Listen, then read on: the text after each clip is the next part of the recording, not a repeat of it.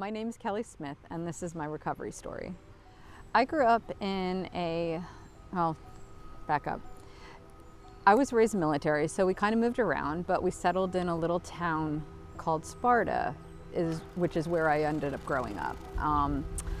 It was a lake community, a big lake community, and it was a little glass bubble because there was everything. It was just a nice little town. Growing up, my childhood it had wonderful moments and it had moments that I really struggled. I had a lot of friends. I was involved in every sport known to man. It was a wonderful existence. I was on a lake, so I was swimming with my friends. And I lived with my family, and we were all raised that it is what college are we going to, not if we're going to college. It was that we don't air our dirty laundry, of course, especially being military. A lot of my friends' families, it was a pilot community, so there was a lot of military influence, and you don't have mental health anything. Addictions were kept quiet, and families were shunned in divorce. There were a lot of expectations.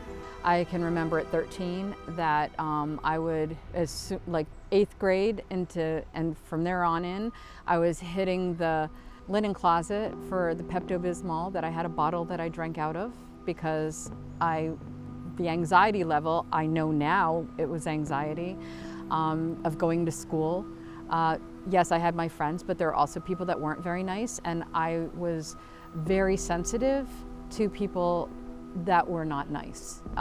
It affected me to see them treat people poorly, and I just didn't know how to process that. When I was 15, 16, I was working. I had my first serious boyfriend. Some things happened, and I ended up crying for hours. I had to break up with my boyfriend. I had to quit my job. And I ended up, I was up in my room, sent to my room, and I ended up taking a brand new bottle of aspirin, 250 aspirin, and took all but 2. I did not realize that happened. I had a headache, and I had been crying for approximately 3 or 4 hours, which is not normal. Sobbing for that long is just not normal. I remember calling my mother and up to my room, and I said, "You need to take me to the hospital." I was laying in bed holding my childhood teddy bear, waiting to die. And I realized that I don't want that. I just wanted the pain to stop. I was in so much emotional pain, and I didn't even realize what I did until it was, I hate to say too late, but it almost was. My mother comes up and I tell her I need to go to the hospital, and she goes down, and because I showed her the bottle, and she said, "I just put that bottle in." And I said, "I know." And so she ran downstairs, told my father, and he's like, "Bring her up some milk." She brought up milk, and I said, "No, Mom, I need to go. I'm not feeling well. I need to go now." And so she yelled at him. They got me in the car, raced me to the hospital. The hospital staff was questioning me and everything, and about, of course, the whole situation. And they were pumping my stomach, and when the blood results, I'll never forget this, the blood results came back, and a nurse came running in and said, "She's toxic." I'm 16, okay? I know what the word means, but what does that mean physically? And the doctor said, "Well, young lady, I think you may have succeeded. I don't know if I can save you." I heard my mother screaming out in the hallway to get our priest, our family priest. And so I was in and out of consciousness at that point. And I remember waking up to him giving me last rites. And so I was in the hospital for a few days. A psychologist came to sit with me and was asking me, "What is it that you want to do when you grow up?" And I already had in my head what I was going to be doing, which was helping people because of I just have that, sensitivity, that compassion, that sympathy, empathy. And I just, I said, I want to do what you're doing. I want to help people. And he, further delved into stuff and tried to get me into counseling, and my father refused. Military. There is no problem. We will take care of this at home. How dare you do this to the family? He was raised the same way, so of course that follows suit. I went to college, and my sophomore year, my first semester, I started getting phone calls. I ended up going home. My ex-boyfriend had called me. I didn't answer. He kept bothering me, wanted to get back together, and I wasn't even taking his calls at that point. And I got a call from my friend who told me that he took his life, and he had tried to call me. And so there was a guilt in that, of course. I was 19 at that time, and I went home for the funeral. And so at that point, I ended up helping all the families because I understood what it was like to survive it. We had a very volatile community. It was a very, it was affluent, but it was also very depressed, and especially the kids. And so here I am running back and forth. I dropped out of college because of the fact I was missing all my classes and everything, and ended up realizing I need to do this, so it was kind of, and then I went to work for a bit, and that's when my mother took her life. So she was the one who had, just to give you an idea of what I was dealing with, is that our house, here I am back from college, our house became a sanctuary for all of the teenagers. We had 30 plus kids staying in my house, floors, every bedroom, all the floors, all the beds, all the chairs, everything was taken. Our basement completely, literally floor to floor, like person to person on the floor sleeping. Parents were dropping off food. I'd open the door, I'd hear something outside, I'd open the door, and there'd be bags of food. People, all the parents, because they just wanted their kids safe, and they knew that they were with my mom and they were safe. And so they were dropping off food to help pay for all their food, and having pizzas like randomly brought to the house. And it was such a community wake-up call, I think is what it was. And of course, everything evolved out of it. People got the help. The house slowly, over the next 2 months of this, 2 months ended up going down to, just this one person who ended up living there.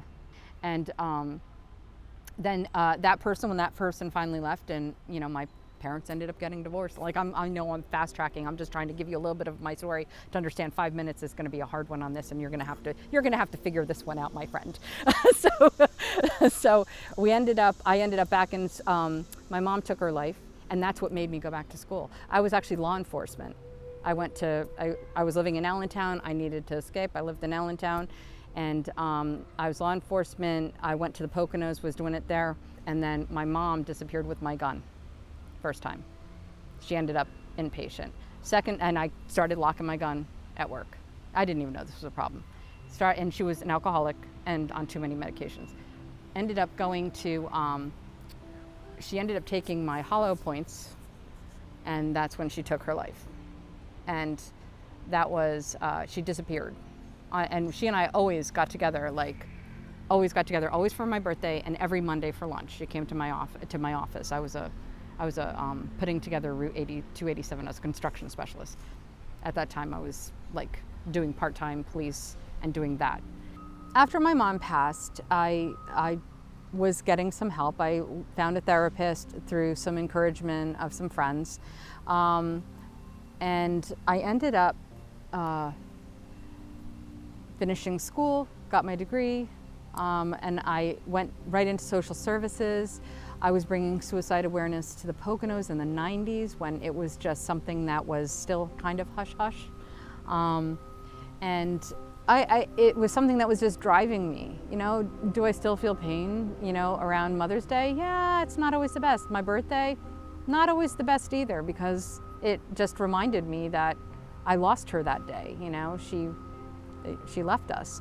And but in the same token, I know how tortured she was, and that's where the story of forgiveness with me comes, is that I can't hold my family responsible. These are mental health things. I was able to identify as I got older and more educated. I can look at, yeah, my mom was tortured. Her chemicals were all over the place. They found 32 medications that she was taking, and none of them should have been intertwined. This is before the drug companies were in there saying this one interacts with another. So she was not herself. I cannot, under any circumstances, hold her completely responsible for this, you know. So, and the same with, you know, the family. People are products of their environment and how they're raised. And I just, you know, I look at my father, who was military, and, you know, he came from a very strict, quiet, you know, household. And so he was who he was because of that. I ended up becoming a little more sensitive, I should say, and a lot more sympathetic and empathetic to the loss. I had so much loss, and from my own all the way through very dear friends to my, of course, family, and even my clients. As I've worked in the social services field, I've been here for over 36 years trying to do good, you know. So been trying, you know, to bring all of my losses to help others, you know, at least have an understanding, and to, as we all say, we're trying to fight the stigma. I had no control over those feelings. I wasn't sitting there intentionally trying to do anything. I know my own recovery story was, it was work. I had to take my medications, and when I didn't, I was a hot mess. Yeah, so here I am now at PureStar, just, you know, trying to do some good and help others with the same struggles that they're having, and all the way from, you know, the raw initial time periods to the times that they're actually working through the recovery. I take joy in people doing well, and every smile, I just realize I see the endorphins, I see the happy. It's a wonderful thing. I think one thing I'm going to add is that I know that people's stories can be triggering. I know that because they were for me, and they still are in some way, but I also take it to heart that somebody else knows what I've been through. At some level, grief is grief. There's different depths of it, but it's loss. And I think that just knowing somebody went through it, no matter what level it was, they kind of get it.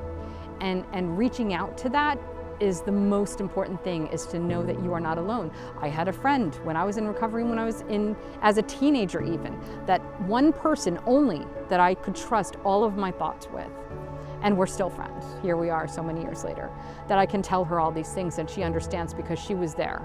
She was there at my mother's funeral. She was there when all of these other catastrophic things happened to me. And she's always, even though she lives in Connecticut, she is still there. No matter what, I know I can call on her. People are there for you.